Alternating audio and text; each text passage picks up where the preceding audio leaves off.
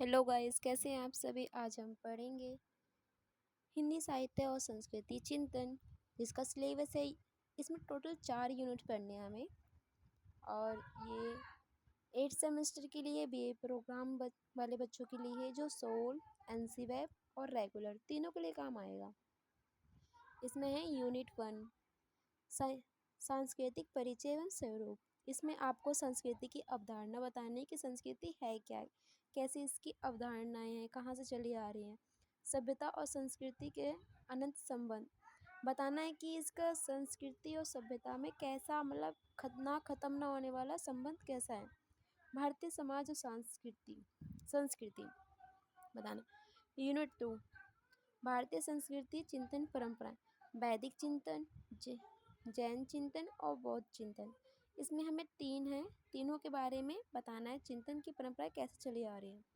Third unit है हमारी, इसमें पद हैं, जिसमें तुलसीदास जी के रामलला नच्छऊ के पद हैं, और गुरु नानक वाणी है, और जैसे मलिक मोहम्मद जैसी की पद्मावत है, और जयशंकर प्रसाद की कामयानी है। ठीक है। यूनिट 4 है हमारा हिंदी साहित्य संस्कृति चिंतन का गद्य पाठ है। इसमें हजारी प्रसाद द्विवेदी के निबंध है, भारतीय संस्कृति की देन, कि भारतीय संस्कृति है उसने हमें क्या क्या दिया है। ठीक है, वो बताना है हमें। फिर है विद्यार्थी मित्र हरली दुबे और दोष, इसमें भी बताना है, उन्हीं का ही है ये। ठीक है। और फिर है कुबेर नाथ राय की रस आखेट, कहानी है ये। आइए अब आगे हम शुरू करते हैं यूनिट 1 से, साहित्य संस्कृति का परिचय। इसमें अवधारणा बतानी है, संस्कृति का अर्थ। इसमें अर्थ बताना कि संस्कृति का शब्द का अर्थ क्या है। ये संस्कृत धातु की सक धातु से बना है, जिसका अर्थ है परिचय करना, सुधारना या श्रेष्ठ बनाना।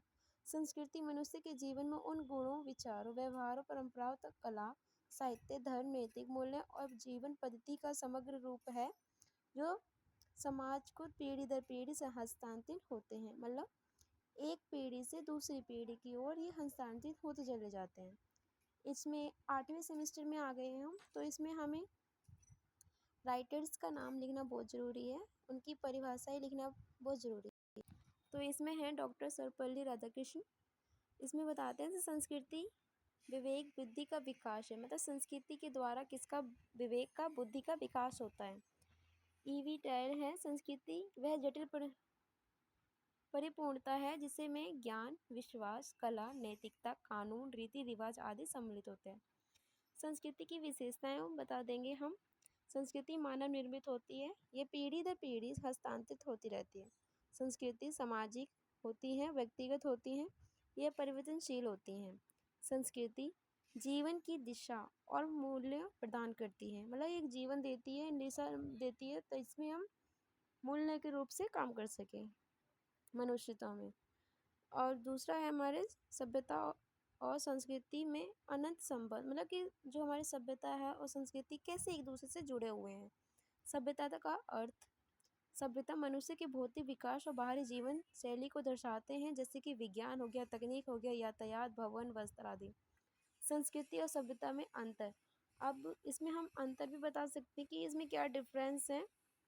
जैसे कि संस्कृति जो है हमारी आंतरिक एवं मानसिक होती है, जबकि सभ्यता जो है हमारी बाहरी और भौतिक होती है। संबंध देखिए इनमें मूल्यों से होता है, इसमें साधनों से होता है। नैतिक विकास होता है संस्कृति में, और इसमें सभ्यता में होती है भौतिक शुभताएं। ठीक है, अपेक्षा सच्चाई होती है, परिवर्तनशील होती है। संस्कृति और सभ्यता का संबंध, अब संबंध क्या है ये बताते हैं हम। संस्कृति और सभ्यता एक दूसरे से पूरक है, मतलब ना ही तो संस्कृति अलग है और ना ही सभ्यता अलग है, ये दोनों एक दूसरे को पूरा करते हैं मिलकर। सभ्यता जीवन को सुविधाजनक बनाती है, जबकि संस्कृति उसे श्रेष्ठ बनाती है। सभ्यता जो है वो सुविधा, मतलब कि बनाती है कि सुविधा है हमारी, भौतिक है, ये वस्तु है, ये है, वो सब है। लेकिन संस्कृति उसको श्रेष्ठ बनाती है कि हाँ, उसको हम सुव्यवस्थित पहन के हैं, कपड़ा है, अच्छे हैं। ठीक है। संस्कृति के बिना सभ्यता अधूरी है, और सभ्यता के बिना संस्कृति का विकास सीमित रह जाता है। अगर संस्कृति नहीं होगी तो सभ्यता अधूरी ही रहेगी और बिना संस्कृति के सभ्यता का कोई विकास ही नहीं हो सकता।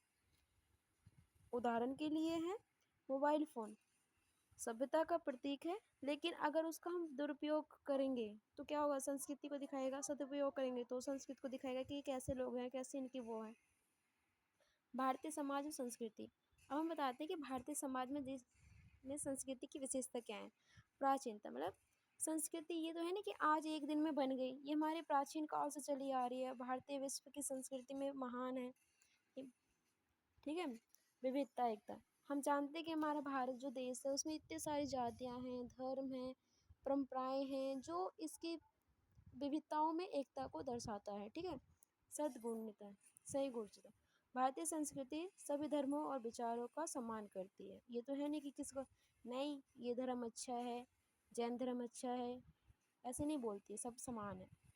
आध्यात्मिकता मतलब भारतीय जीवन दर्शन के धर्म और आध्यात्म में विशेष महत्व है।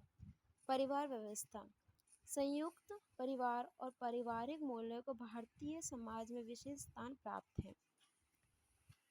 भारतीय समाज और संस्कृति का प्रभाव, नैतिक मूल्यों का विकास है, सामाजिक एकता की स्थापना है, परंपराओं और रीति रिवाजों का संरक्षण है, साहित्य, कला और संगीत का विकास है।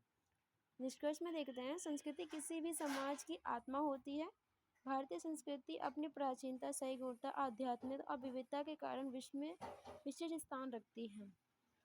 सभ्यता और संस्कृति मिलकर मानव जीवन को समृद्ध और संतुलित बनाते हैं। अगर संस्कृति ना हो, सभ्यता ना हो तो इंसान जानवर के समान है, ठीक है। यूनिट 2 है हमारी भारतीय संस्कृति चिंतन परंपरा। भारतीय संस्कृति विश्व की प्राचीनतम संस्कृति में से एक है। इसकी चिंतन परंपराएं में धर्म, दर्शन, नैतिक, करुणा, अहिंसा मानव कल्याण की भावना प्रमुख रहती है। भारतीय संस्कृति चिंतन में वैदिक, जैन और बौद्ध धर्म का चिंतन विशेष है। वैदिक धर्म में देखते हैं, वैदिक धर्म नहीं है, वैदिक चिंतन है, ठीक है। तो धर्म पे मत जाना। वैदिक चिंतन भारतीय संस्कृति की मूल आधारशिला है। इसका स्रोत वेद है, जिन्हें भारतीय ज्ञान परंपरा सबसे प्राचीन ग्रंथ माना जाता है। ऋग्वेद हो गए, हमें पता है भारतीय हमारे जो हैं 4 वेद हैं, ऋग्वेद है, यजुर्वेद है, सामवेद और अर्थवेद भारतीय चिंतन के प्रमुख आधार हैं, ठीक है। वैदिक चिंतन की मुख्य विशेषता क्या क्या है? धर्म और ऋतु का सिद्धांत। वैदिक चिंतन में ऋतु अर्थात प्रकृति एवं नैतिक व्यवस्था का महत्वपूर्ण माना गया है। धर्म का उद्देश्य इस व्यवस्था को बनाए रखना है, ठीक है। यज्ञ की परंपरा, जो भी हमारे होते हैं यज्ञ होते हैं मनुष्य, यज्ञ को देवताओं और मनुष्य के बीच का संबंध माना जाता है, जिससे समाज का सहयोग और सामूहिकता को बढ़ावा देता है। आप कोई यज्ञ करेगा तो उसमें क्या होगा? हमारे पड़ोसी भी आमंत्रित होंगे, तो ये समाज को वो होते हैं, ठीक है। प्राकृतिक पूजा, हमारे जो भी मतलब होता है, जैसे कि सूर्य देव, अग्निदेव, वायुदेव, जल देव, प्रकृति, वन देवी, ये सारे प्रकृति किससे संबंधित है, ठीक है। तो उनकी पूजा होती है। आध्यात्मिक, उपनिषदों में आत्मा, ब्रह्म और मोक्ष की अवधारणा विकसित की है। अहम ब्रह्मास्मि तथा त्वमसि जैसे महाकाव्य इसी चिंतन का उदाहरण है। कि ब्रह्म क्या है, कोई कहता है मिथ्या है, कोई कहता है मैं सबसे बड़ा सुप्रीम हूँ, ये सब बताया गया है, ठीक है। मानव कल्याण, वैदिक साहित्य का उद्देश्य केवल व्यक्तिगत नहीं बल्कि समस्त मानव जीवन का कल्याण था। सर्वे भवन्तु सुखिनः इस का प्रमुख आदर्श है, मतलब सभी रहें, सुख रहें, ठीक है। जैन चिंतन देखते हैं हम क्या कहते हैं हमारे जैन धर्म जी।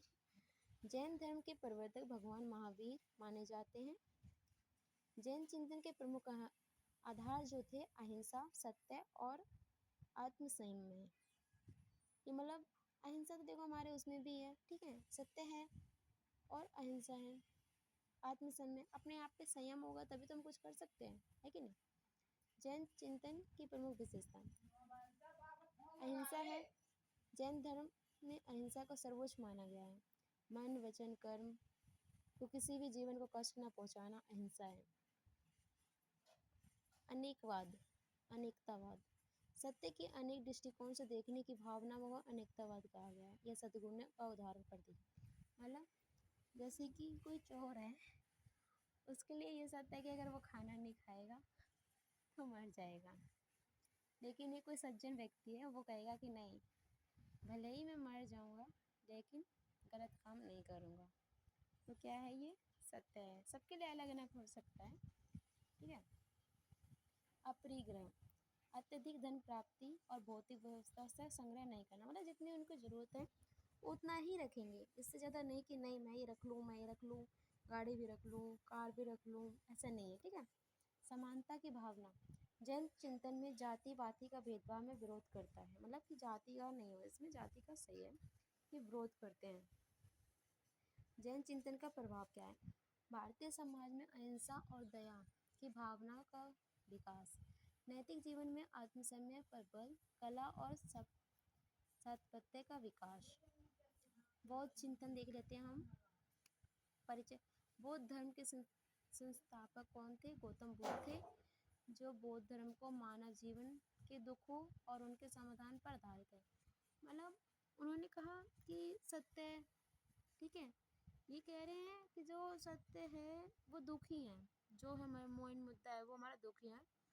वो चिंतन के मुख्य विशेषताएं, 4 आर्य सत्य बताए। मतलब कि अगर ये हटाए नहीं जा सकते, ये सत्य है हमारे जीवन का।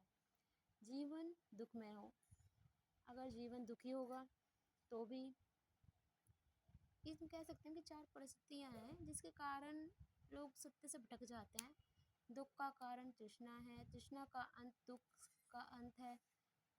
अंगगष्टमिक मार्ग को दुखों का निवारण संभव है, ठीक है।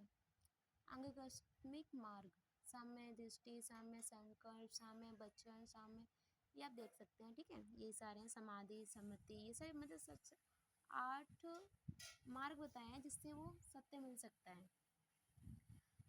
मध्य मार्ग, अत्यधिक भोग और कठोर तपस्या दोनों से दूर रहकर संतुलित जीवन अपनाना।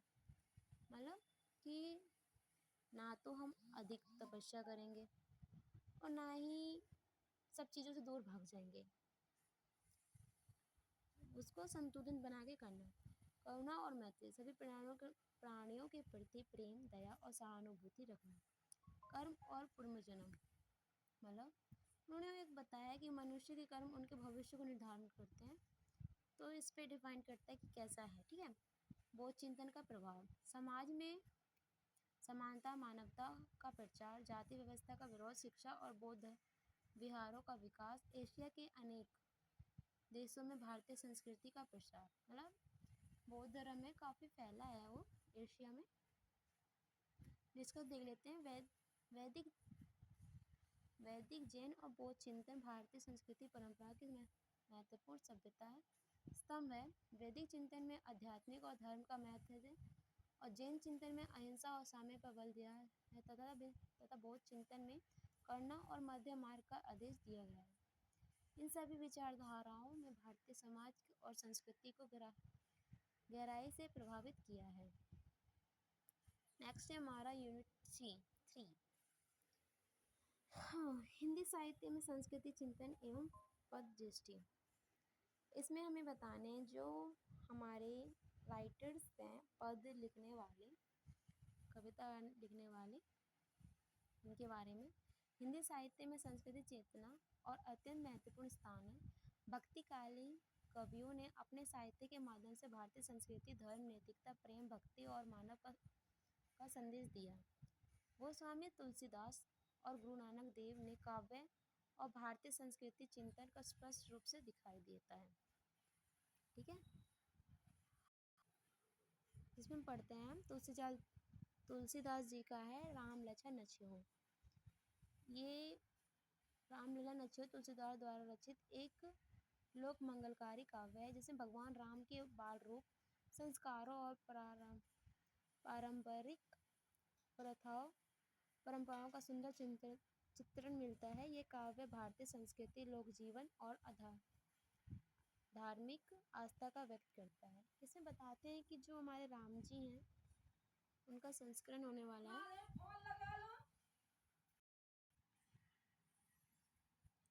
भारतीय संस्कृति चिंतन के दृष्टिकोण। भारतीय संस्कारों का चित्रण है। नक्शे संस्कार में भारतीय जीवन को महत्वपूर्ण परंपरा है। तुलसीदास ने रामलीला के माध्यम से भारतीय पारंपरिक संस्कारों को बताया कि मतलब कि उसने बताया कितना अच्छा सुंदर चित्रण बताया गया है। आपने पढ़ा होगा कि राम जी बैठे हुए हैं, उनके नाखूनों को काटा जा रहा है और मावल लगाया जा रहा है उनके पैरों में।